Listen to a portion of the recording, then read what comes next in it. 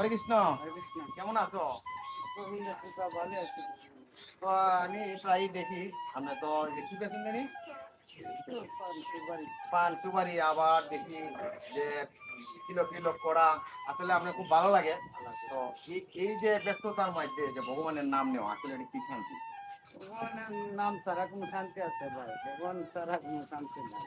ভগবানের কৃপায় সব কিছু করা হয়। ভগবান না দিলে কোনো আমরা শান্তি পাবো না। ভগবানই যা করে সব। সব কিছু ভগবানের কৃপা। তো সবচেয়ে বড় কথা হচ্ছে কর্ম এবং ধর্ম। শান্তি কোথায় আছে? শান্তি তো কর্মের মাধ্যমে আমি ধর্ম কাজ করাই।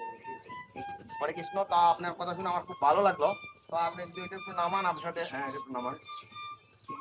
তো আসলে এই অদমের পক্ষ থেকে একটু এই উপহার।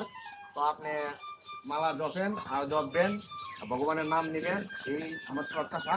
তো আপনি ভালো থাকবেন, এবং যারা নাম নিতেছে না তাদের উচিত কি বলে?